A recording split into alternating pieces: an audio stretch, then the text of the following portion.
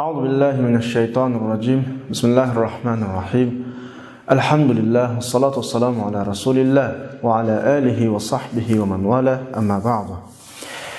Hürmetli sabahdaşlar, biz aldığımız saatlik dersimizde kitabımızın çoğun ikinci babı ilmul bayanınki ikinci kısmı el-hakika vel-mecazı kelip toxtuqandık. Biz bu mezmundan aldıda teşbihni okup öttük. Yani teşbih cümleninki, dalaletinki öz ornunu turup, canlandırıp ifadeleşininki bir türe, yani ifadelemek olan mezmunne, sözlerini ya ki cümlelerini öz ornudun başka gayri bir managa yötkümestin, hakikat şekilde, yani sözler hakikat şekilde canlandırılgan halette ifadeleşininki bir körünüşü.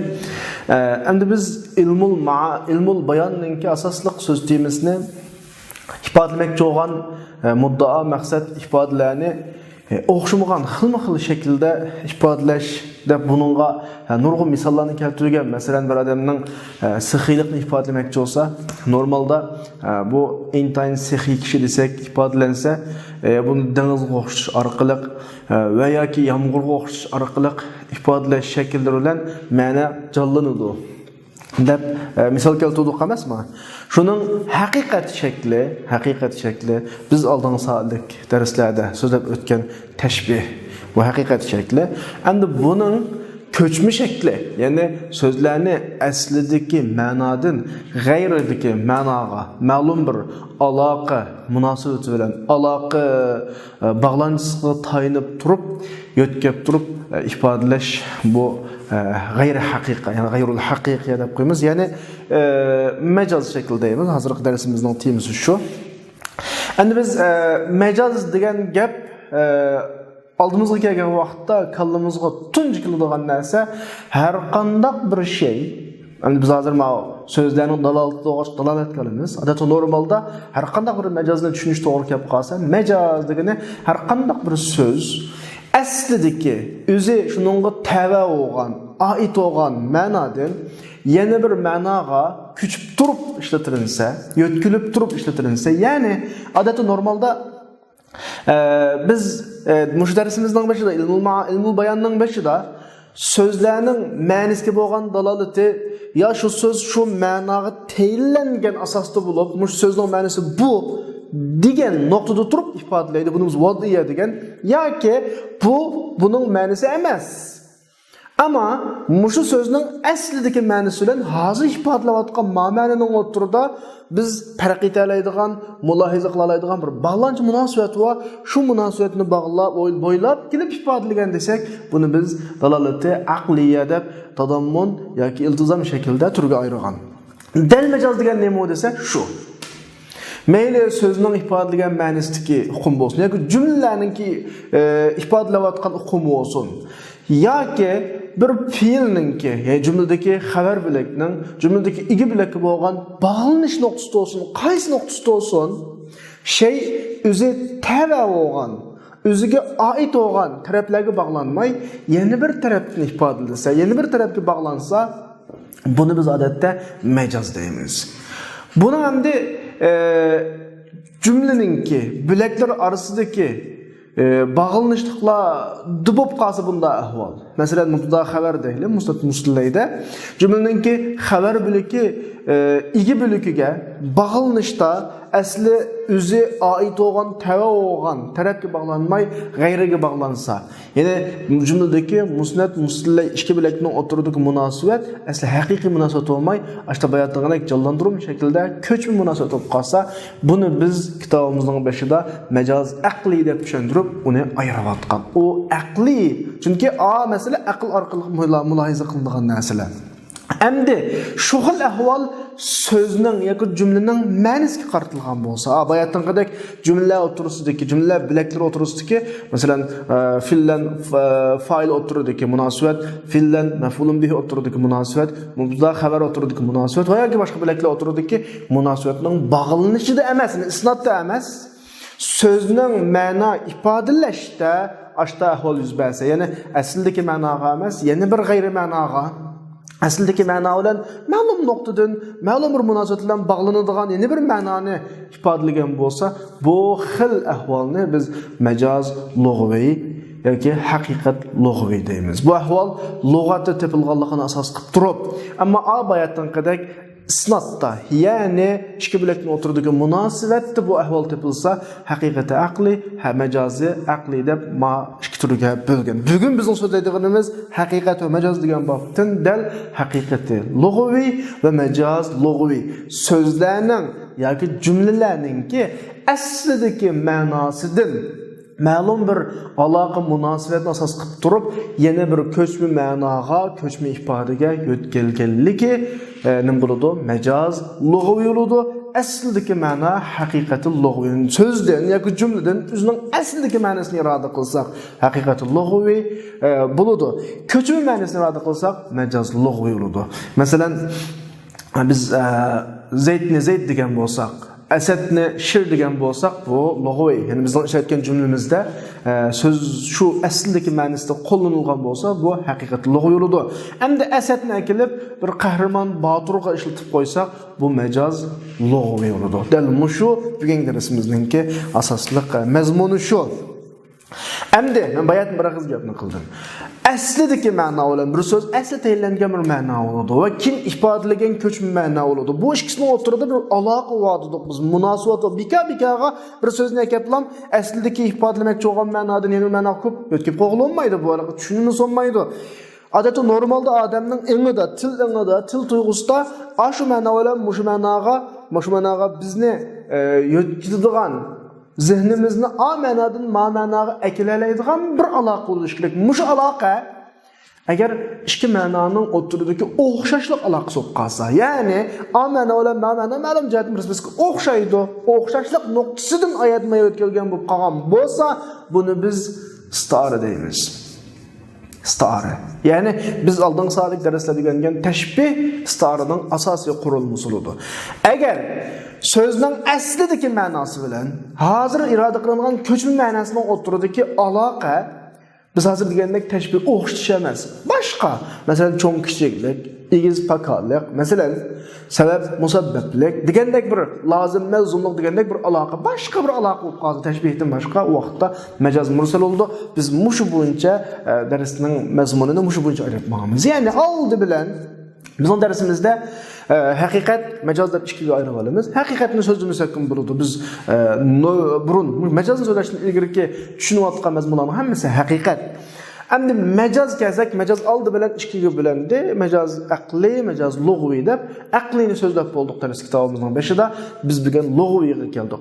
Lug'aviyga kelganimiz yakka so'zlarda bo'ladi va jumlalarda bo'ladi. Yakka so'zlarda bo'ladi va jumlalarda bo'ladi. Yakka so'zlarda bo'lgani o'tirdagi aloqa, aslidagi ma'no bilan kinki ma'no o'tirdagi aloqa tashbih bo'ladi yo g'ayri tashbih bo'ladi. Ya tashbih bo'lgani isti'ora bo'ladi, g'ayri tashbih bo'lgani majoz mursal bo'ladi. Mushu bo'yicha taqsim qilamiz. Undan keyin bizning so'zlaydiganimiz shu tashbih, isti'ora bilan majoz mursalni davomlashtirib ma'noladi. Qolganini inshaalloh darsning oxirida tushunamiz. Endi abtur mazmunni qanday boshildi? Vaqat yuqayyadan bil lug'aviyyin. Yani bu haqiqatlar majoz lug'aviyyin, yani lug'aviy deb qaydlanishi mumkin. Bugün bazı ibarelerimizde normal mecaz desek, bana da olmuş onunla ama bazı urullarda mecaz lug'aviy, haqiqati lug'aviy deb bunda işiltib qolamiz. Nima ish qadisa mecaz aqli ve haqiqati aqli ikki turdan ayirish uchun. Chunki men hozir darsning boshida sizlarga so'zlab bergandek, bu ikkisining o'rtasida biroz nima farq bor. Ama köp Allah'da maqayetini taşlayıp normalda mecaz desek, udul kallamiz, zihnimiz 99% muş lug'aviy ma'noda. Agar aqli iroda qilmoqchi bo'lsak, alohida buningga mecaz aqli, haqiqat aqli degan qaydlarni qana qilamiz, qo'shamiz. Tamam, endi o'z kelayli. Haqiqat lug'aviy degan nima desa, u kishilarning so'zlash uslubida, istiloh taxatub degan kishilarning so'zlash uslubida söz şunu teyillengen ma'noda ishlatilingan so'zni, söz o'zi teyillengen ma'noning o'zida, ya'ni so'zda lug'atda chiqadigan aslida kishilar normal parangda her odam o'zining normal uslubida bir so'zni nimaga teyillanadi, nimani ifodalanadigan bo'lsa, andikin qo'llanishda shu so'zni shu ma'no chiqqan bo'lsa, mush so'z haqiqatan lug'u yo'ludir. Masalan, banat davla madrasa desa, davlat bir maktabdan birini saldi desa, bana degan saldi degan ma'noni ifodalaydi. Lug'atdan aqtasan shuna ma'no chiqadi. Davlat degan davlat, madrasa degan madrasa, maktab shu. Demak, bu yerda hech qanday so'z aslidagi bizning normal qo'llanishimizda, taxatub, parang uslubimizda tayinlangan ma'nosini g'ayrida qo'llanilmadi. Bu haqiqat bo'ladi. Bizning gap so'zlarimizning 90% haqiqat. Endi bular bu orqali yuqorqidek ta'rifat qilish orqali tayinlangan, o'zi tayinlangan ma'noda qo'llanilgan majazlardan saqlandı. O'zi garchi o'zi tayinlangan o'rinda ishlatilsa, lekin taxatub islohi emas. Seni demakchi o'g'ini bir so'z har xil isloh bo'yicha har xil ma'noga tayinlangan. Masalan, salat desak, salat urf islohda, ya'ni lug'at urf am islohida, ya'ni bizning normal aslidagi lug'at asosida duoga tayinlangan so'z kin salat qiladi. Agar biz o'zimizni urf xos deb turib qarasak, salatninki namoz ma'nosi majaz, duo ma'nosi nima bo'ladi? Haqiqat bo'ladi. Endi biz yana bir urfiga, yana bir taxatub isloh dedik-ku, shunga qilaylik, shariat babida turib qarasak, shariat babida namozning asli ma'nosi namoz. Tayinlangan ma'nosi namoz, undan boshqa duo ma'nosi, uning qanday ma'nosi qo'shimcha ma'nosi, ya'ni ikki yetkilgan ma'nosi bo'ldi. Anoganda shar'iy bab qo'yganda, shar'iy taxatub qo'yganda, ya'ni taxatub shar'iy, ya'ni shariat nuqtasida turib so'zlash uslubimiz qo'yganda, salatning namoz ma'nosi nima bo'ladi? Haqiqat bo'ladi, duo ma'nosi majaz bo'ladi. Demak, shunga o'xshash sen qaysi sohaga tava bo'lsang, shu sohada turib so'zning tayinlangan ma'nosini so'zlasang, haqiqat bo'ladi. Kim qo'llanilgan ma'noni so'zlansang, boshqa ma'noni so'zlasang, majaz bo'ladi. Garchi amaliyotda so'z asli ma'nosi, masalan biz hozir dedik, salatni lug'at ma'nosi duo dedik. Urfiy nuqtasidan majaz ma'nosi namoz dedik. Endi shariat bobiga kelgan vaqtda shar'iy nuqtadan asli ma'nosi namoz dedik, majaz ma'nosi duo dedik. Endi shar'iy nuqtadan turib degan vaqtida salatning duo degan ma'no chiqishi majaz. Lekin u asli ma'nosi shu, o'zining tayinlangan ma'nosi shu. O'zining tayinlangan ma'nosida turib majaz oldu. Sebep nima desa, chunki mayadagi haqiqatning ta'rifatida istiloh at-taxatub deb bir gap bo'lg'achqa, mayada biz salatning duo ma'nosi kirishini majaz deyishimiz dal istiloh at-taxatub e'tiborlanki, biz hozir qaysi nuqtadan qarovatimiz shar'iy nuqtada turib, shariat nuqtasida turib qarovatimiz shu nuqtadan an majaz bo'ladi, garchi o'zining ma'nosi bo'lsin. Abdurrahmon aytadi, xuddi namoz degan lafzga o'xshash majazan 5 vaqtga ishlatiladi. Bu fayakhruj an haqiqatihi lug'aviyya. Bu o'zining haqiqiy lug'at ma'nosini chiqadi, u o'sim nima? Namoz. Demak, mayada nima desa, salatning 5 namoz desak, vaqtga qo'llanilsa, shariat nuqtasi degan vaqtimizdami? Vaqt qo'llanilsa 5 vaqtga, shariat nuqtasining o'zining asli ma'nosi nima? Namoz. Agar namozdan chiqib 5 vaqt qo'llanilsa, bu majaz bo'ladi. Salatda nimitdi, haqiqatdi. Ya'ni shar'iy nuqtadan. Ammo yana bir nuqtaga qarasak, u boshqacha. Ma'no nuqtaga qarasak boshqacha. Demak, istilohat taxatub degani bizning haqiqat, majazni belgilash obyektimiz bo'ladi. Biz bir narsaning majaz haqiqatligini belgilash uchun oldi bilan o'zimizningki qaysi istilohga tava ekanligini bekitib olib turib, andan keyin qana qilamiz, hukm qilamiz unga. Ya haqiqat, ya nima deb hukm qilamiz, majaz deb hukm qilamiz. Al-wad'u tayinlash degan nima desa, ya'ni so'zning muayyan bir ma'noni ifodalashini tayinlanish. Bir so'z o'zi mustaqil shaklda mush so'zning mush ma'nosi bor deb belgilashning o'zi wad'u bo'ladi. Anoganda ta'rifatdan, yuqorqi ta'rifatdan majaz chiqib ketadi. Chunki majazning dalolati, majazning ifodasi wad'u bilan bo'lmaydi. Hech kim u so'zni u ma'noga tayinlamagan, balki qarina bilan bo'ladi. Masalan, bizning uyga bir qattiq botur qahramon birisi kelsa, "Yo, bizning uyga arslan kirib tug'ib bo'lgan" desam, mening og'zimdan chiqqan shu ja'ani yoki ja'ana al-asad degandagi al-asad degan so'z asli tayinlanishda shir degan ma'nosida. Ammo bugun hozir men qo'llangan mush jumlada Kahraman ifadalawatıdı. Esatning kahraman ifadesi lug'atın çıktığı ifade emas. Belki o öyge kirgenligi, bizning öy kelgenligi, onun şiir degan ma'nosi yo'qligini dalolat. Chunki şiir bizni öy kelmaydi. O tutluq şiirlar bizni öy kelib qolsa, chatoq chiqadi. Demak, mishadagi asad degan so'zdan qahramon degan ma'noni, asad degan so'zning asl ma'nosini mush jumlaning o'zida qo'llanilmaydiganlikka, maqomini ko'tarmaydiganlik e'tibori bilan chiqadi, qarini bilan, vazi bilan emas. Yani bu çağda tayin vaz deb atalmaydı. Anda olgandan keyin bu yerdagi vaz degan gapni alaylik ta'kidlashning sababi ba'zi so'zlarning 2, 3, 4, 5 ma'nosi bor. Ammo bu ma'no qarini asosida jumladagi maqom yoki hol qarinisi bilan emas, balki tayinlashdan bir so'zdan necha ma'no tayinlangan bo'lsa, uning hamma ma'nosi haqiqat bo'ladi. Masalan, al-ayn degan so'zni ko'zga, quyoshga, andan keyin buloqqa lug'atdan aqtarsak, ashta hamma ma'nosi chiqadi masalan. Hamma ma'nosi chiqadi. Buning bir necha xil ma'noda kelishi majozliq emas, bu lug'a vaz'an, ya'ni lug'atda tayinlangan. Al-qar'u, salasata quru'tiki qar'uni desak, tuhri ma'nosimi bor, hayz ma'nosimi bor. Qaysi ma'noda qilsa haqiqat, chunki ikkala ma'no lug'atda shunga kirgizilgan ifodasi bo'ladi. Xuddi bizning Uyg'ur tilida oldi desa, mush oldi degan so'zimiz uyning oldimi ifodalangandek, bir narsani oldig'imi qanaqagandek ifodalangandek, ikkalasi o'zining ma'nosi emasmi? Mushning o'rniga ikkalasi haqiqat ma'no bo'ladi. Ana shu yuqoridagi majoz lafzi mushtarak emas. Chunki lafzi mushtarak degan nima desa, ikkidan ko'p ma'noga vaz'an mutaaddidan tayinlangan degan, u vaziy nuqtadan tayinlangan u. Anıgımı kollanıldı, manıgımı kollanıldı. O qarini savdı bo'lmaydi o. Hamda söz lafzi öz zat uchun dalolat qilgan bir gap bormi? Balag'at ulamolarining nazarida, masalan, darabadun urdi degan ma'no chiqdi desam, shu cho'qim dot ra bada urush degan hukm bor deb bir gapni o'tirg'i chiqarlik, amaliyotda bu bizga butunlay alohida foydasi yo'qmi gap. Yani demek çoğunu bulanın ki, ana söz, lafzi bir ma'noga tayinlanish degan gap yo'q. Belgilash degan gap yo'q. Söz şu hukmni o'z ichiga oladi. Sözleş jarayonida şu sözden şuna hukm chiqqan kishilar şu so'zni shunda ya bu gap xato gap deydi. Buni bir qism balog'at ulamolari, til ulamolari o'tirib qo'yadi. Masalan, biz Uyg'ur tilidagi dara urdi desa, urdi degan so'zdan bir odamlar shu mushdan sog'an holat chiqqan. Ya aslında ama eğer urdi degan so'zning o'rniga mush tishlab oldi yoki suyab qo'y degan bir so'zni odamni urushga ishlatib ko'ngan bo'lsa, kunaverdi ha.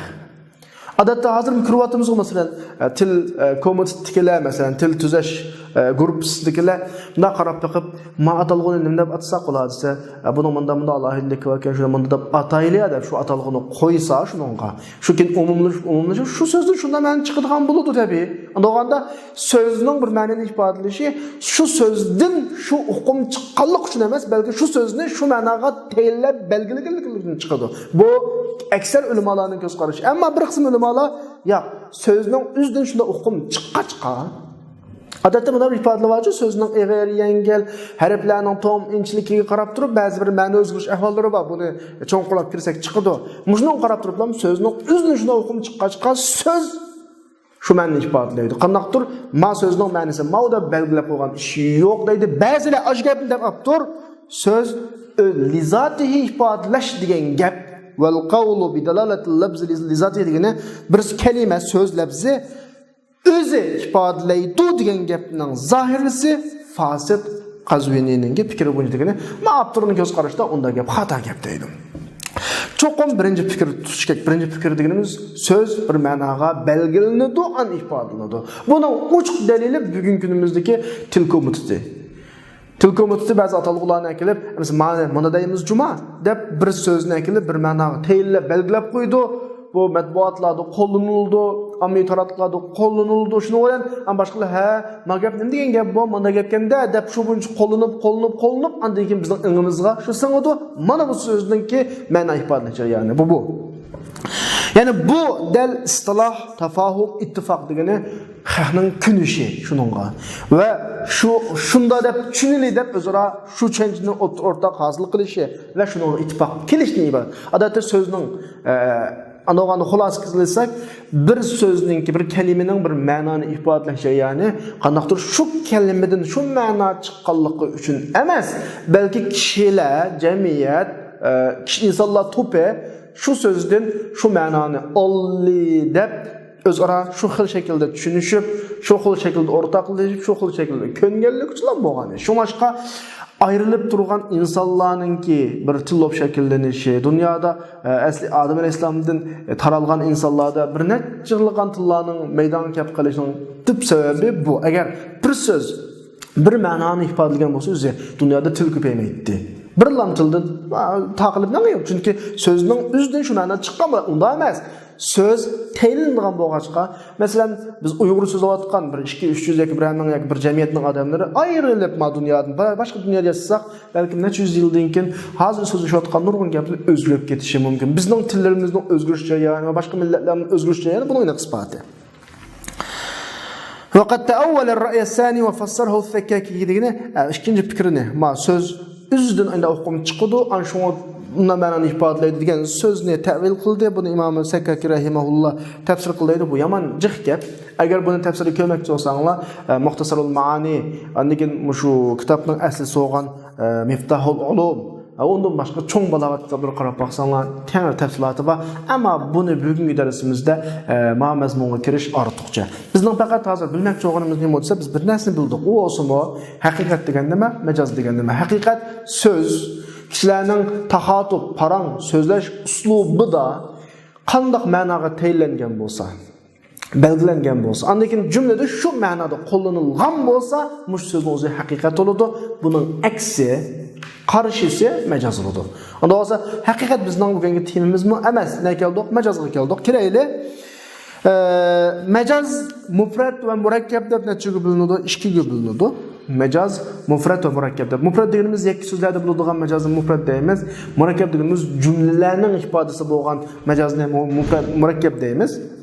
Bunun qiliqi biz murakkabning qishiga bir bo'g'icha bir qisqacha misoldan birini bersam,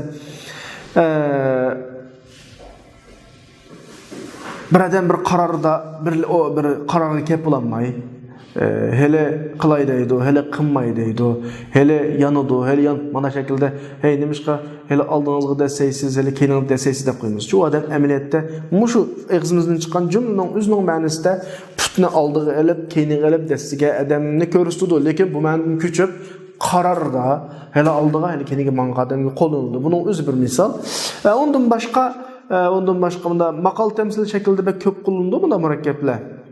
Men degan, masalan, mantiq o'migan divani qasqonga dum tushdi degan gaplarimiz bor.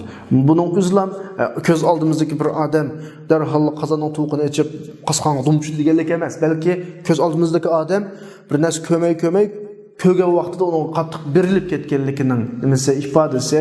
Bu jumla ma'no ko'chdi, ya'ni ma'noga bu mecaz murakkabning misol. Uni inshaalloh so'zlaymiz. Hozir biz mufraddan tushamiz. Avval mufrad kelayli. Mufrad degan nima desa? Huwa al-kalimatu al-musta'mala fi ghayri ma wudi'at lahu fi istilah at-takhatub ala wajhin yasih ma'a qarinati adam iradati al-ma'na al-haqiqi. Ya'ni bu bir so'z bo'lib, takhatub kishilarning o'zaro so'zlash uslubida tayinlangan ma'noning g'ayrida qo'llanildi deydi. Masalan, aslidagi ma'nosi boshqa, hazır ma cümledeki ma'nosi boshqa. Endi bir so'zni aytib, boshqa bir ma'no qo'llanib qo'ysa, qanday to'g'rildi desak, yo'q, qamlashmaydigan yeri yo'q. Ala wajhin sahih yasih degani to'g'ri yo'llan degani inkor qilgudek yo'q bu yerda. Ma xato bo'ldi degudek yo'q. So'z xato chiqib ketmaglik. Aslidagi haqiqiy ma'noni iroda qilmasdan qarinishlangan jumlada aslidagi ma'noni iroda qilolmaydigan bir xil holat bor. Aslidagi ma'noni, masalan, bayatın akaga misolimda bizning uyga kirgan qahramonni men Arslan deb atdim, Arslan degan labni ishlatdim so'zni. Buningdan bu shir degan aslidagi ma'nosi iroda qilib bo'lmaydi, chunki u bizning uyga kirgan u emas. Arslan shir bo'lib qolsa u kirmaydi u. Yani o aslidagi ma'no so'z islohotda hozir shunga tayinlangan ma'no shuni iroda qilolmaydigan dalil u. Unda olgandan keyin cho'qim bir gap bor. Ma'no hozir biz jumlada iroda qilayotgan ma'no, chiqarayotgan, ifodalayotgan ma'no kimki ma'no? Ya'ni aslidagi ma'no emas, ma boshqa aslidagi ma'no. Xato bo'lib qolmagan bu yerdagi ahvol. Ya'ni aslidagi ma'noni tashlab qo'yib, yangi ma'no iroda qilishda bir xatolik yuz bermaganlik. To'g'ri. Ana olgandan keyin ma'no to'g'ri bo'lish uchun, ma'no aslidagi ma'nosi bo'lish uchun ikkisining o'rtasida bir bog'langan bir bog'lanish. bir qarina delil pak turish kerak. Turishmi deyotdi. Fala budda idan. Ondaganda aslidagi ma'no bilan keyingi ma'noning o'rtasida bir aloqa bo'lish kerak. G'alat, xatolik bilan kinoya chiqib ketish uchun. Chunki biz masalan kitob degan bir so'zni kelib bilan daftarga ishlatib qo'ysak, bu xatolik bo'ldi. Hech kim qabul qilmaydi buni. Buni majozligi bo'lmaydi. Bu nuqtadan cho'qqin biz aslidagi ma'no bilan keyingi ma'noning o'rtasida, aslidagi ma'no bilan keyingi ma'no o'rtasida unda yetkizib ketganlik bo'ladigan bir o'rin bo'lishi kerak, dalil fakt bo'lishi kerak. Ya'ni boshqalarni qabul qilgan shaklda, biz bu so'zni shu shaklda qo'llansak, boshqalar "Ajab xato gap qildi" demaydigan shaklda bir dalil fakt bo'lishi kerak. Mana bu majozning ta'rifati. Unda olganda biz haqiqatni tushundik, majozni tushundik.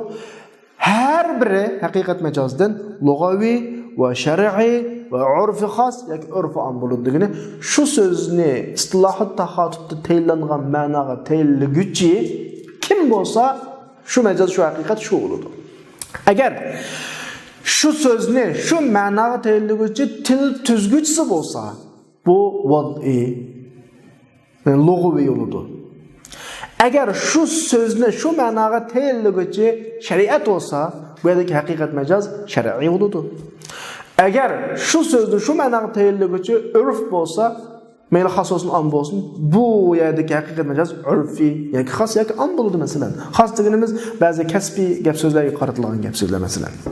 Anoz biz yerda haqiqat majoz mush kitob keltirgan misol bo'yicha 4 ga bo'lindi. Haqiqat lug'viyya, shar'iyya, urfiyya, xos am yoki nima am. Majoz lug'aviy, shar'iy, urf xos yoki nima urf am. 4 ga bo'lindi, har birisi bir misol olib kelaylik. Masalan, haqiqat lug'viyyaning misoli asad desak, buni muxotab lug'at urf so'zlandigini shu lug'atda qomusni axtarsak, lug'atning o'zida maxsus yirtqich hayvonga tayinlangan bir so'z. Yo'lbosin shirg'a, ya'ni to'tqutva shirg'a. Asadning shu ma'noda qo'llanishi haqiqat lug'aviy bo'ladi. Endi majoz lug'aviy degan nima desa, qahramon botir odamga asad degan so'z nima bir so'z kam qopdi? Ka qawlina al-asad fi ar-rajul ash-shuja'. Mana asli to'g'ri iborada. Ya'ni asad degan so'zni qahramon botir odamga ishlatsak, asad degan so'zning o'zi majoz so'z bo'ladi. Chunki lug'atda asad shir degan bo'ladi. Ammo hozir qo'llanishda botir qahramon odamga qo'llanildi. Bu yerdagi bu masala asl lug'at ma'nosidan o'tkazilgan masala bo'ldi. Bu majoz lug'aviy bo'ladi. Endi haqiqat shariat masalasi salat desak, shariat babida turib qaraganimizda salatning asli ma'nosi namoz degan bo'ladi. Ya'ni buni muxotab shariat urfchilar maxsus ibodat namozga qo'llansa, bu haqiqatda shar'iy bo'ladi. Ammo lug'at bobiga olsak majoz bo'ladi shu vaqt. Chunki lug'at nuqtasidan salatning asl lug'at ma'nosi duo degan bo'ladi. Majoz shariatning salatni duoga qo'llansa, ammo shariat nuqtasi turib qaralgan vaqtning gapi, ammo lug'at nuqtasi qo'yib qarasak, salatning duo ma'nosi haqiqat, salat ma'nosi majoz bo'ladi. Men to'g'ri tushundimmi? Endi haqiqatda urfiy xosning misoli fi'lun desak, haqiqat urfi xosini maxsus bir urfi, maxsus urfning grammatikchilarning urfisi, ya'ni nahviyullarning urfisida fe'l desak, hammalarning kallasiga keladiganimiz o'zi mustaqil ma'no ifodalaydigan, ustomonga bir yaqin keladigan so'z fe'l emasmi? Mana bu haqiqat. Nahviyullarning urfisi bo'yicha muxotab buni maxsus kalimaga haliqi kalimaning 3 turining birisi fe'l, ma'lum ma'no muayyan bir ma'noni ifodalaydigan, ustomonga bir yaqin keladigan degan so'zga ishlatilsa, bu haqiqat urfi xos. Ammo fe'lni grammatikchilarning urfisi turib ish harakatga ishlatilsa, ish harakat hadasga ishlatilsa, u vaqtda majoz urfi xos bo'ladi. Haqiqat urfi am deganimiz dabba desa, buni muxotab urfi am bo'yicha to'tputli odatda jonivor, odatda biz normalda hayvonot deganni to'tputli narsaga ishlatamiz. Biz o'yidagi qo'y, kala, eshak, ot degandek narsalarga.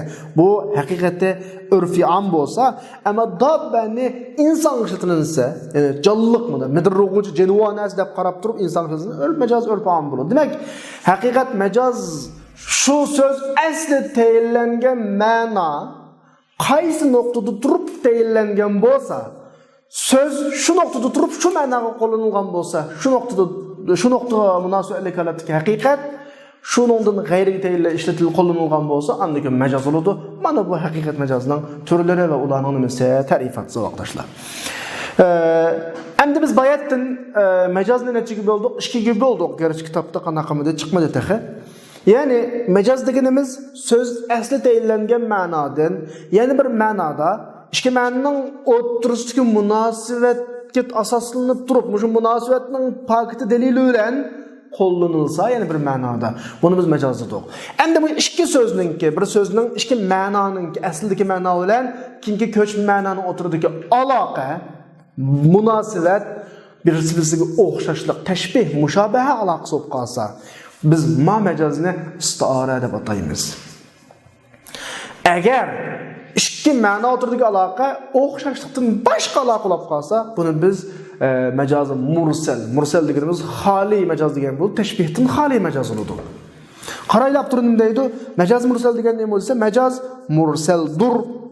Mishqa mushabahat aloqasiga bog'lanishdan xoli qolganlik uchun agar ikki ma'noning o'tiridagi aloqa mushabahatdan boshqa bo'lsa, buni hozir tushuntirdim sizlarga.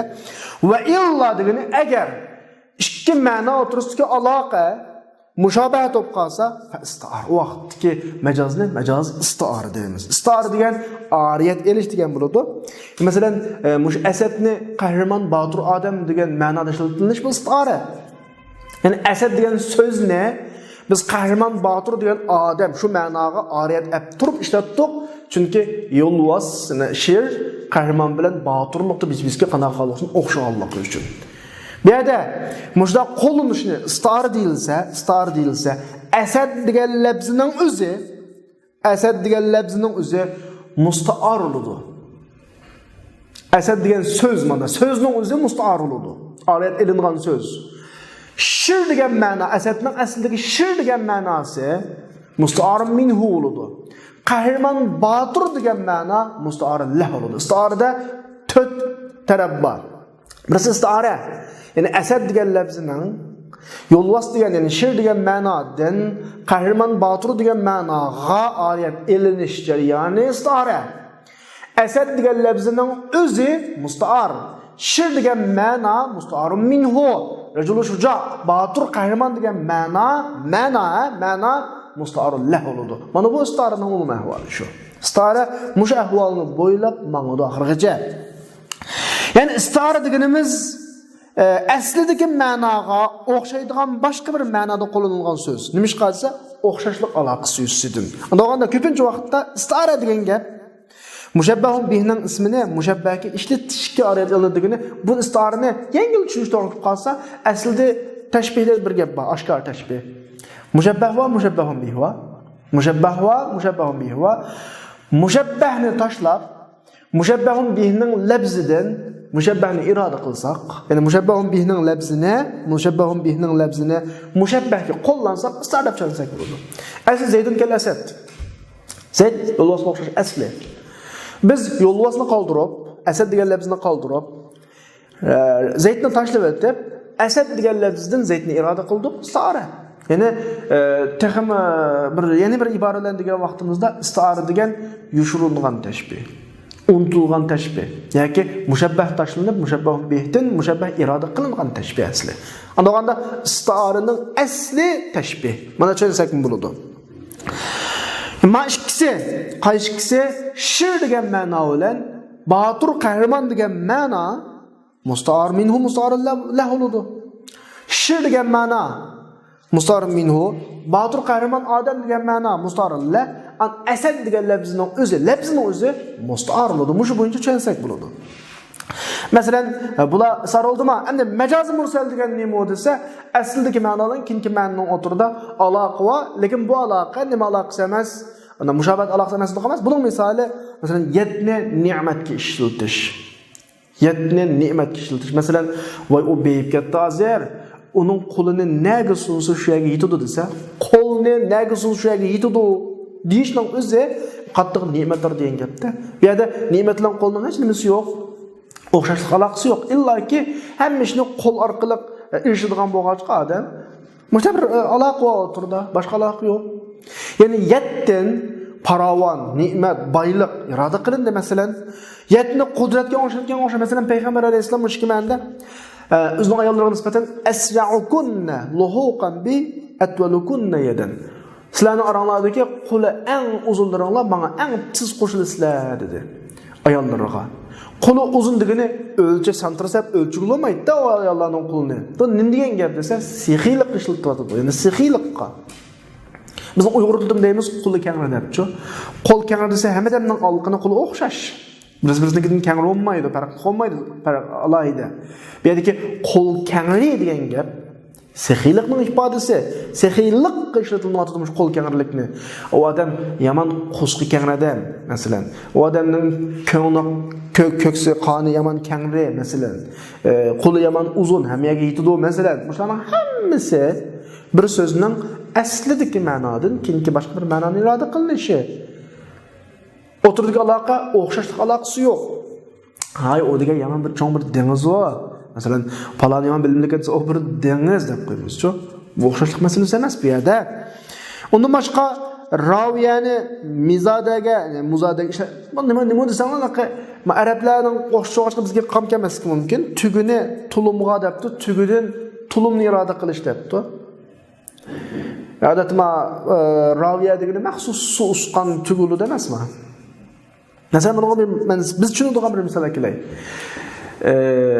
Biz odatda sudan ichimizmi yoki turbidan ichimizmi? Masalan, biz bunda normal ishlasak, men masudan ichsam bo'lamdi deymiz. Bu normal jumla. Chunki biz sudan ichimiz suv bo'ladi. Mao haqiqat jumla. Endi men qachda suv tugabdi, jo'makdan iching deyman. Bayatdan jumla sudan ichdi. Endi hozir jumla turbidan ichdi, jo'makdan ichdi. Sudan ichilgan vaqtda suv ichilguchi. Endi hozir jo'makdan ichilgan vaqtda jo'mak ichilganda jo'makdan boshqa narsa ichadi. Tabiiyki jo'makni ichmaydi. Va sudan ichilgan vaqtda suv ichilguchi. Turbidan yoki jo'makdan ichilgan vaqtda jo'mak ichilguchi emas. Jo'makni ichmaymiz biz.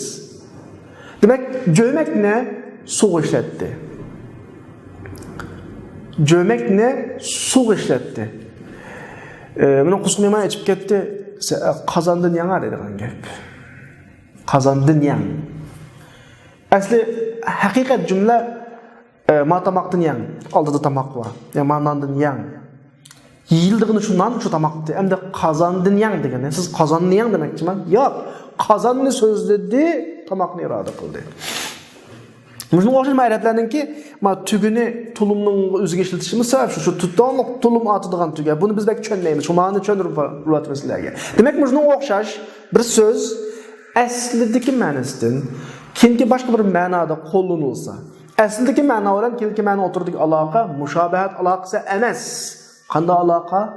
Ya'ni ya juz'ulluq aloqa, sabab musabbablik aloqa, yoki mahal halliq aloqa, o'rin, zaman, vaqt aloqasi. Mana bir aloqalar bilan bir-biriga bog'lanib, shu bo'yicha ishlatilib, qo'llanib, kunildi.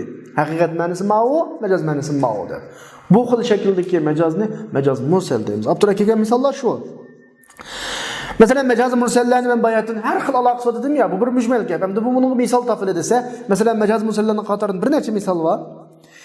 Birinchisi bir shayni o'zining juz'isini ismini atash. Masalan, bir narsa bor. Kul narsaga juz'ning ismini qo'yib qo'ydigan gap. Masalan, jasuslarga ko'zni ishlatganga o'xshash. Odatda biz Uyg'ur tilidan bor bu. Voy, men ko'zilda ko'z quloqjiq, bo'shaq paranqilla deymiz. Ko'z quloq degan gapdan shu ko'zlar bilan quloqlar uchib yuradi demakchi emas-da. Jasus demakchi. Jasusning nimasi bor? Anglaydigan quloq bor, ko'radigan ko'zi bor.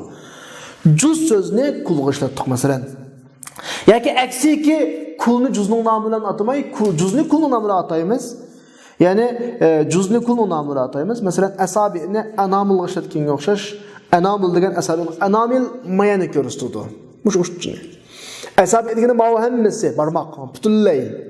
Yana Qur'oni Karimda yaj'aluna asabi'ahum fi adhanihim degan yerda ular barmoqlarini quloqining ichiga tiqib o'tadi deydi. Barmoq degan ma'u, ma'ning oraliqi butunlay. Mushning hammani quloqqa tiqilmaydi. Bu yerda ifoda nima bo'lsa, qattiq tiqiladi demakda, xuddi hammani paturdigandek shaklda. İkincisi, bir narsani o'zining sababining ismi bilan atashki, sababni so'zlab musabbab. Sababni so'zlab natijani iroda qiladi. Masalan, o'tirdi bo'lgan aloqa ahvoliga qarab turib, bihasabil aloqat al-qoima, qoitakun qoimatan fi degan o'tirdi bo'lgan aloqa asosida.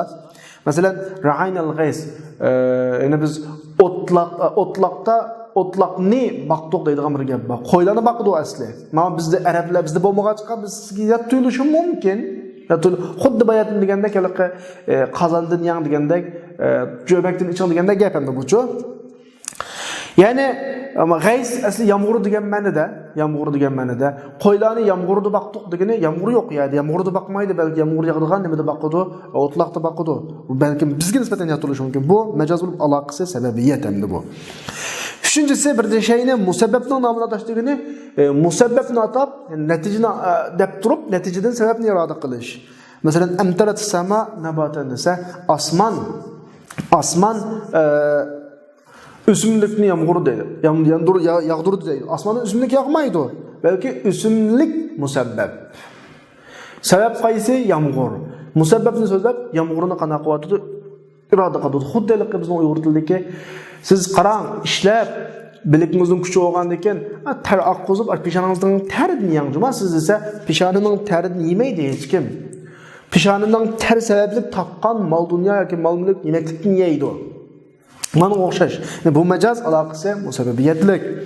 Bir shayni ilgirki holi bilan atash, bima kana alayhi degan gap ilgirki holini tilga olib turib irade kılındı. Yani bir şeyini ilgirki halinden ataşki, ilgirki ahvalini tutup durup, mesela ve atul yetame amwalahum dese, ayet yetimlerinin mallarına kipillik kılıp atkan, kipillerine hitap kılgan bulup, yetimler keyin çoğ olup, balagat yetip, özünün mal-mülkü tasarrufat kılalgıdak halat ketken vakitte şu yetimlerge mallarını birinli degen gap. Medeki yetimlerge mallarını birinli degeni mal belge vakti yetim mes ula. İlgiri yetimdi şu yetimlerge demekçi de. Yani ilgiri yetim boğan kişilerge birinli demekçi. Bu yerdeki bu mecaz alakası etibar makan. İlgirki ahvalini qatağab turup işiltip atkan demek. Bir şeyini bundan keyin, bima ya ol öyle bundan keyin buluduğan, qaytıdığan, bundan keyin özgürüdüğan halet bilen ataş, yani kelgüsüdeki ismini tuttur. Mesela bir adam texe doktor olmadı, ustaz olmadı. Ma ustaz ne buna qılınma dediğim bir gap ba. Te ustaz emas, o'quvchi ustaz, hazır o'qiyapti u. Kelgüsü mesela inni arani a'siru khamra. Men o'zimni aroq siqib tushkirib tursa, hech kim aroq siqmaydi. Siqadigan narsani üzümni siqidi yo maddalni siqidi, keyin aroq oladi, ammo aroq deb atyapti hozir. Yani bundan keyin haroq bo'ladigan üzüm sifatma degan gap. Buning aloqasi majaz aloqasi e'tibor ma sayakun bundan keyin bo'ladigan ishlarni qatag'ab turib qo'llanayotgan nimada. 6. misol bir şeyni mahall ismini atash. Asli bizning irada qilmoqchi bo'lganimiz shu o'rindagi narsa. Narsani o'rin e'tibori bilan. Mesela felyed'u nadiye. O özünün sorulları emas. Sorullarını çaqası. Sorullarını çaqamaydı, sorundaki adamını çaqırdı. Şu sorunu acaba toymadınız siz. Acaba amraqa dese, sorunu amraqa emas, hem sorundaki adamını amraq. Yani ehli nadi degan ma'noda bu majaz aloqasi mahallik, makonlik aloqasi va bir şeyni hal ismi bilan degani mahallni, makonni irada qilmoqchi, lekin ishdagi narsani so'zlayotdi. Masalan, va ammallazina biyaddat wujuhuhum fa fi rahmatillah. Chiroyi oq nurliq kishilar Allohning rahmatida bo'ladi desa, rahmat degan bir holat. Ammo masala shu rahmat yuz beradigan, rahmat bo'ladigan o'rin jannatni irada qilmoqchi. Ya'ni jannat demakchi. Bu majaz, buning aloqasi mu halliq aloqasi va 8. misal bir şeyini onun alet ismi bilen ataş. Alet ismi bilen. Mesela Peygamberlerin bir sanatından kelgan ayette ve ja'alli lisana sidqin fil axirin dese, ma kinkilarning ichida bir meni yaxshi gaplar bilan tilg'aladigan til qisla degan gap, yaxshi tilg'aladigan bir aslimi qisl degan gap, aslimi tillan bo'ladi.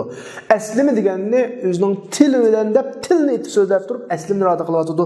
Buning bu bir misol. Yani bu yerda zikran hasanan ala alsun man sayatin ba'd min an-nas. Kishilarning ichidan mendan keyin keladigan kishilar tildagi yaxshi aslima demakchi. Bu majaz. Bunun alakası nima aliyetlik, vaslık alakı. Bu bir neçe misal geldi.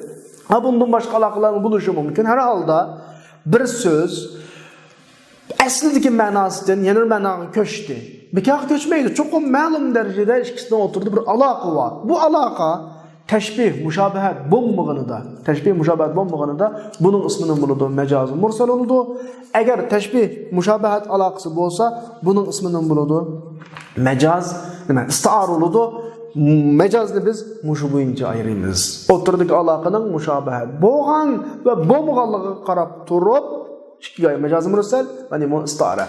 Endi sabaqdaşlar, yani biraz beşiğe qaytaylı. Biz avval mecazni ikkiga bo'lib oldik. Lug'aviy, aqliy deb. Lug'aviy, aqliyni so'zlab bo'ldik biz kitobning beshida. Hozir lug'aviyga keldik. Lug'aviyda mufrad, murakkab deb ikki so'z, murakkabni so'zlamoqdik. Endi mufradni ikkiga bo'ldik. Mecazi mursal, istiara deb. Mecazi mursalni so'zlab, misollarni so'zladik, misollarni akadik, istiaraga keldik. Inshaalloh istiarani kelar soatlik darsimizda so'zlaymiz inshaalloh. Bugun darsimiz mushayda oxirlashadi. Va axiru da'wana alhamdulillahi robbil alamin.